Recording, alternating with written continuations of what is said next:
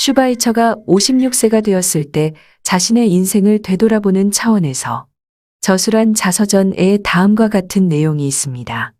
오늘날 세계는 여러 가지 곤궁에 빠져 있습니다. 그 이유는 우리가 아직도 진정한 문화에 도달하지 못한 채로 문화란 지식과 능력이 이룩하는 업적에 있다는 생각에 사로잡혀 있다는 데 있습니다. 이러한 것은 외면적인 진보에 불과합니다.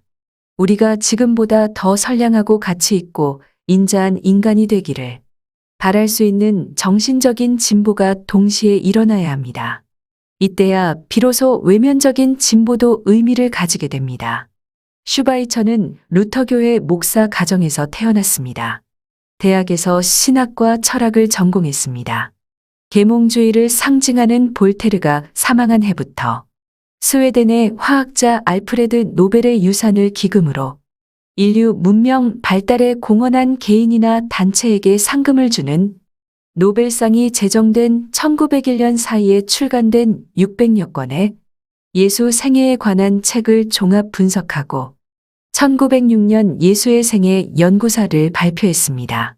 예수의 생애 연구사에 보면 예수가 정확히 무엇을 가르쳤는지 증명하기가 어렵다.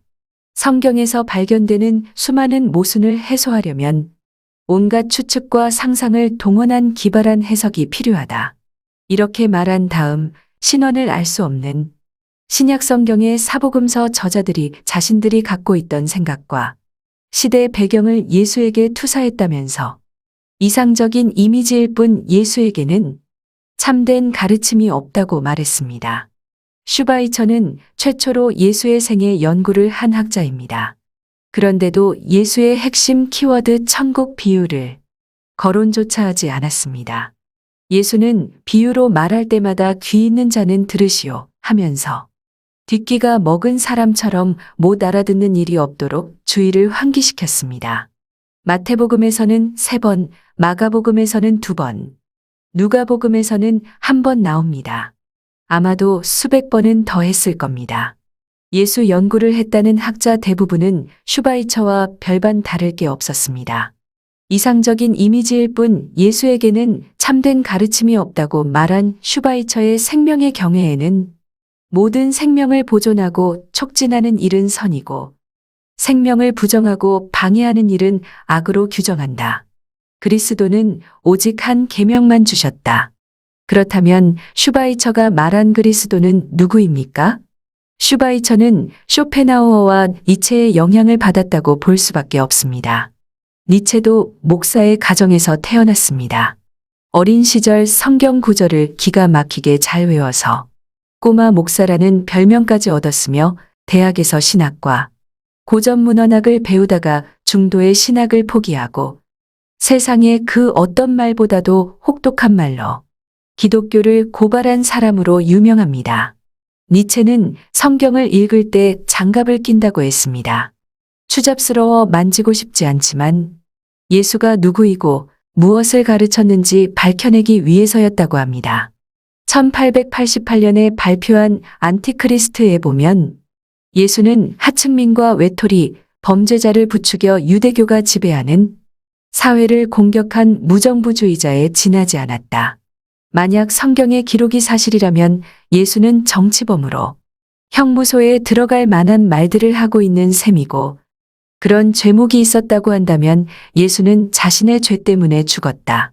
예수가 다른 이들을 위해 죽었다는 말은 너무나 유명하지만 사실은 그렇지 않다. 루돌프 불트만도 독일의 루터교회 목사 가정에서 태어났습니다. 대학에서 신학을 전공하고 졸업 후 대학 교수가 된 다음 1926년 예수를 발표했습니다. 거기에 보면 역사적 예수의 모습을 찾으려는 것은 불가능하고 기독교 신앙의 관점에서 볼 때 찾아야 할 필요가 없다 말했습니다. 그 후 초월적인 예수에 대해서 관심을 가져야 한다면서 예수의 역사성을 전면 부인했습니다. 그리스도는 역사적인 인물이 아니라 도덕적인 원리를 인격화한 이념일 뿐이라고 말한 사람도 있습니다.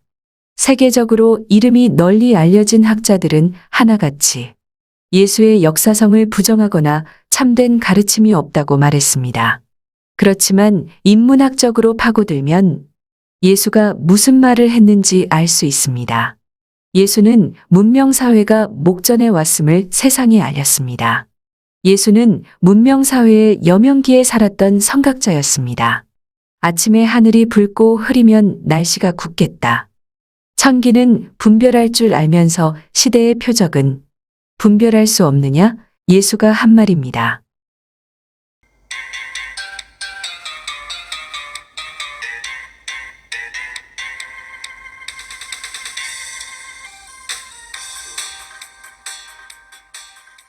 플러스 알파는 플러스와 알파 두 단어를 조합한 신조어입니다. 플러스는 얼마를 더하거나 더한 값을 말할 때 쓰는 단어이고 알파는 그리스 문자의 첫째 자모입니다. 수학에서는 어떤 미지수를 나타내는 기호를 알파라고 합니다. 따라서 플러스 알파는 기본 이상의 것을 알게 되거나 이미 알고 있는 것 외에 무언가 더 있다는 의미를 강조할 때 쓰는 단어 조합입니다. 제퍼슨 성경 플러스 알파도 동일한 의미로 해석할 수 있습니다. 미국 제3대 대통령을 역임했고 미국 건국 주역의 한 분, 초대 국무부 장관, 이신론 주창자, 건축가, 교육자 등 화려한 이력을 지닌 토머스 제퍼슨이 미처 알지 못했던 새로운 사실을 추가하려고 플러스 알파라는 용어를 사용하게 되었습니다. 제퍼슨은 영어 성경 2권, 프랑스어 성경 2권, 라틴어와 그리스어 합본 성경 2권 모두 6권을 가지고 나사렛 예수의 참된 가르침을 찾으려고 했습니다. 제퍼슨은 무식한 제자들에 의해서 성경이 왜곡되었다고 생각했습니다. 그래서 칼과 가위질을 하면서 예수의 신성과 관련된 대목을 오려냈습니다. 동정녀 탄생, 승천, 부활, 물 위를 걸은 기적, 5빵과 2마리 물고기 기적, 나사로를 살린 기적, 마태와 누가복음의 예수 족보도 빼버렸습니다. 내가 세상에 평화를 주러 온 줄로 생각하지 마라. 평화가 아니라 검을 주러 왔다. 아들이 아버지와 맞서고 딸이 어머니와 며느리가 시어머니와 서로 맞서게 하려고 왔다는 부분도 제거했습니다. 그렇게 되니까 예수의 죽음과 무덤에 장사되는 것이 끝이고 부활 기사도 사라지고 없었습니다.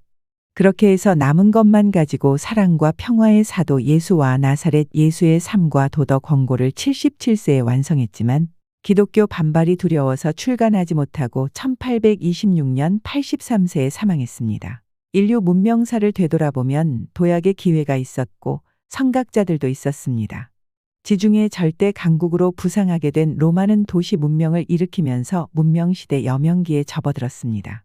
로마는 시대적 요구에 부응하지 못하면 역사적 퇴행으로 빠져들게 되는 위태로운 정점에 있었습니다. 이것은 시대가 요구하는 과제였습니다. 무언의 압박이었습니다. 인류 공존과 번영은 그냥 주어지는 게 아닙니다. 시대적 요구가 충족되지 못하면 없었던 일이 돼버리고 도약의 발판은 벼랑 끝이 되면서 날개가 없는 물체는 추락합니다. 바로 그때 혜성처럼 나타난 사람이 카이사르였습니다. 카이사르는 경쟁과 갈등, 양육강식의 논리를 종식시키려고 했습니다. 오늘날의 유엔처럼 인류 공존과 번영을 모색하면서 관용과 포용 정신을 이야기했습니다. 그러나 시대 흐름을 감지하지 못했던 한심한 원로원 의원들과 키케로가 작당을 하고 카이사르 암살에만 혈안이 돼 있었습니다.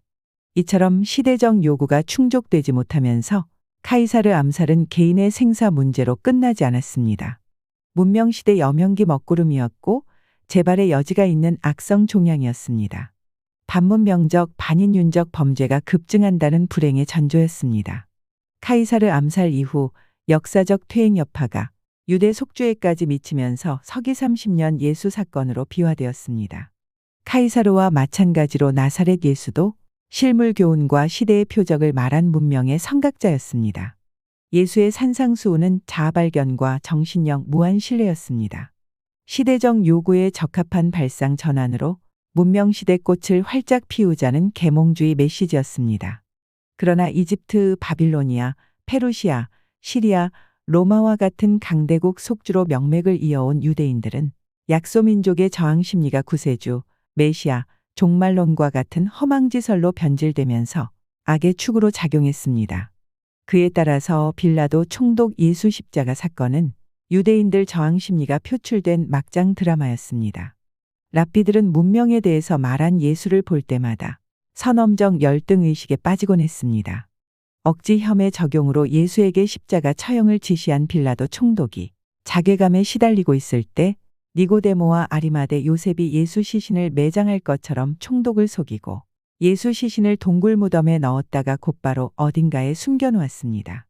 그런 다음 마태복음에 보면 형상이 번개 같고 흰 옷 입은 천사, 마가복음에 보면 흰 옷 입은 청년, 누가복음에 보면 찬란한 옷을 입은 두 사람, 요한복음에 보면 동산지기 같은 사람이 기다리고 있다가 어리석은 여인들이 나타나니까 십자가에 못 박힌 예수가 살아났느니라.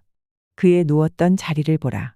이따위 거짓말에 속은 여인들이 달려가서 제자들에게 알렸지만 제자들은 갈릴리로 돌아갔습니다. 여기까지는 부정할 수 없는 역사적 사실입니다. 그러나 다음부터는 종말론적 관점을 지닌 신원미상의 작가들 거짓말입니다.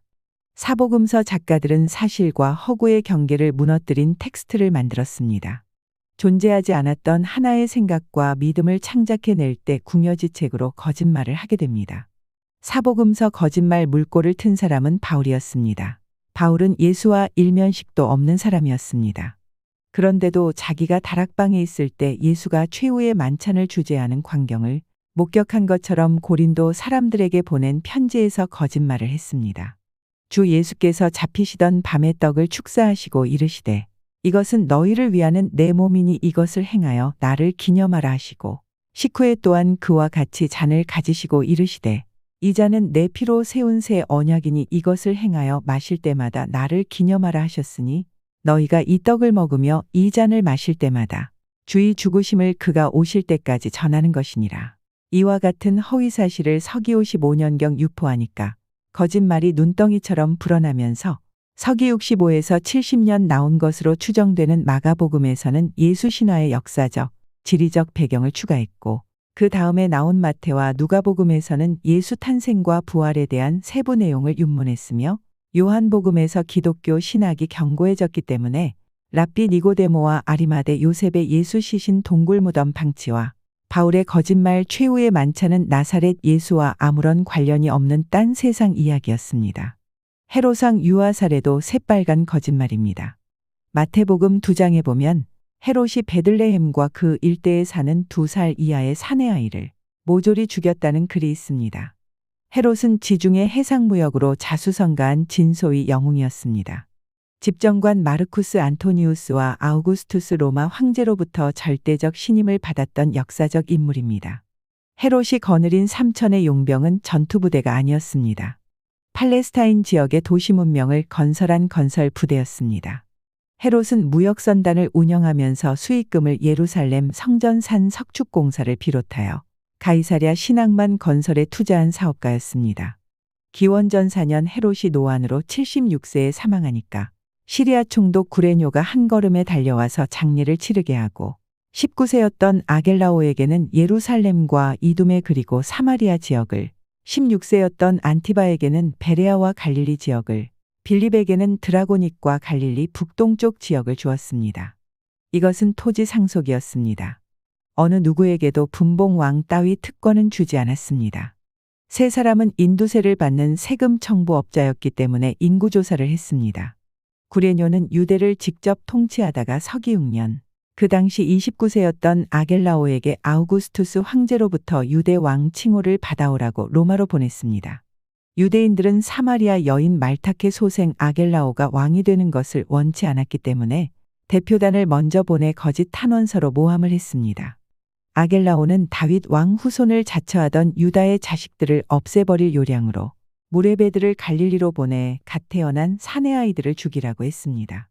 그 바람에 아이를 빼앗긴 여인들이 머리와 가슴을 풀어헤치고 거리를 뛰어다니면서 대성통곡을 했습니다. 아겔라오는 황제께서 그와 같은 지시를 내린 것처럼 둘러대면서 원성이 높습니다. 이처럼 만행을 저지른 자가 지금 로마에 와 있습니다. 그 자에게 중벌을 내려주십시오. 아울러 이 탄원서는 확실하고 참된 것이기에 각계각층의 대표들이 합심하여 작성한 것입니다. 아우구스투스 황제는 사실 확인도 하지 않고 게르마니아 원정에 나선 사령관 바루스에게 아겔라오를 데리고 가라고 했습니다. 그 후 유대는 왕국에서 속주로 바뀌었습니다. 이처럼 서기 6년에 써먹은 거짓 탄원서를 기원전 4년 사망한 헤롯이 한 것처럼 복음서 작가들이 거짓말을 했습니다. 마태복음 24장에 보면 서기 40년에 있었던 거짓 선지자 감람산 종말론을 서기 30년 예수가 말한 것처럼 왜곡한 기록도 있습니다. 그러므로 너희가 선지자 다니엘의 말한 바 멸망에 가증한 것이 거룩한 곳에 선 것을 보거든 그때 유대에 있는 자들은 산으로 도망할지어다. 지붕 위에 있는 자는 집 안에 있는 물건을 가지러 내려가지 말며 밭에 있는 자는 겉옷을 가지러 뒤로 돌이키지 말지어다. 그날에는 아이 벤 자들과 젖 먹이는 자들에게 화가 있으리로다. 너희의 도망하는 일이 겨울에나 안식일에 되지 않도록 기도하라. 이는 그때에 큰 환난이 있겠음이라. 창세로부터 지금까지 이런 환난이 없었고 후에도 없으리라. 그러니까 서기사 10년 10월 중순 칼리굴라 황제가 시리아 총독 페트로니우스에게 유대인들이 자발적으로 예루살렘에 신상을 세우게 하시오. 만약 불복하면 무력을 사용해도 좋습니다. 이렇게 지시했을 때 재앙을 선포한다는 거짓 예언자가 나타나서 너희의 도망하는 일이 겨울이나 안식일이 되지 않기를 기도하라 하면서 근거 없는 유언비어를 퍼뜨렸습니다. 그러나 칼리굴라가 근위대장에게 살해당하고 제위에 오른 클라우디우스가 신상 건립을 없었던 일로 하라고 지시하면서 해프닝으로 끝났습니다. 그 사건을 가지고 서기 65년경 나왔을 것으로 추정되는 마태복음 작가가 서기 30년 예수가 한 것처럼 왜곡했습니다. 마태복음 12장에 보면 시대의 표적을 왜곡한 글도 있습니다. 그때의 서기관과 바리새인 중 몇 사람이 말하되 선생님이여 우리에게 표적 보여주시기를 원하나이다. 예수께서 대답하여 가라사대 악하고 음란한 세대가 표적을 구하나 선지자 요나의 표적밖에는 보일 표적이 없느니라. 요나가 밤낮 사흘을 큰 물고기 뱃속에 있었던 것 같이 인자도 밤낮 사흘을 땅속에 있으리라. 마태복음 27장에 또 다른 거짓말이 있습니다. 예수께서 다시 크게 소리 지르시고 영혼이 떠나시다. 이에 성소 휘장이 위로부터 아래까지 찢어져 둘이 되고 땅이 진동하며 바위가 터지고 무덤들이 열리며 자던 성도의 몸이 많이 일어나되 예수의 부활 후에 저희가 무덤에서 나와서 거룩한 성에 들어가 많은 사람에게 보이니라. 백부장과 및 함께 예수를 지키던 자들이 지진과 그 되는 일들을 보고 심히 두려워하여 가로되 이는 진실로 하나님의 아들이었도다 하더라. 예수는 6월절 예비일 정오 무렵 십자가에 못 박히고 오후 3시경 죽었습니다. 그 시각 순례자들은 성전뜰에 모여 양이나 염소를 도살하고 6월절 시작을 알리는 나팔 소리를 기다리고 있었습니다. 해가 질 무렵 아리마대 요셉과 니고데모가 예수 시신을 동굴 무덤으로 가지고 왔습니다. 이것만 봐도 예수가 숨을 거둘 때 성소 휘장이 위로부터 아래까지 찢어져 둘이 되고 죽은 자가 무덤에서 나와 거룩한 성에 들어가 많은 사람들에게 보였다는 이야기가 거짓임이 드러났습니다. 누가복음 11장과 마태복음 23장에 보면 화 있을 진저 하면서 예수가 종말론을 말한 것으로 되어 있습니다. 그러나 이것도 터무니없는 역사의 날조입니다. 서기 62년 장막절 성전 미문 앞에서 미천한 농부 아나니아스 아들 예수가 예루살렘 멸망에 대한 경고성 발언을 했습니다. 화 있을 진저 예루살렘아. 동쪽에서 들려오는 한 목소리, 서쪽에서 들려오는 한 목소리, 사방에서 들려오는 한 목소리가 있으니 이는 예루살렘과 성전을 대적하는 소리요. 신랑과 신부를 대적하는 소리요 온 백성을 대적하는 목소리니라. 이 말을 들은 사람들은 서기 54년 성전뜰 매립 공사가 끝나고 봉헌식을 준비할 때 폭도들 공격으로 주량 일부가 파손된 사건을 이야기하는 줄로만 알았습니다. 미천한 농부의 아들 예수는 밤낮을 가리지 않고 똑같은 말을 되풀이하니까 화가 난 사람들이 사내들인에 고발했습니다. 사내들인에서도 똑같은 말을 반복하니까 베스도 총독에게 고발했습니다. 총독은 정신 나간 사람 취급하면서 방면했습니다. 그 이야기를 서기 30년 나사렛 예수가 한 것처럼 만들어 놓았기 때문에 사복음서는 10중 8구 거짓말이 되는 겁니다. 지금으로부터 2000년 전 사람들에게 현대 문명은 상상조차 할 수 없었습니다. 그들에게 미래는 정체를 알 수 없는 두려움 그 자체였습니다. 시대의 표적을 말한 예수도 직설적으로 설명이 불가능했기 때문에 비유가 아니면 아무 말도 하지 않았습니다. 따라서 예수가 말한 천국은 문명세계의 비유적 표현이고 사복음서는 10중 8구 거짓말이 되는 겁니다.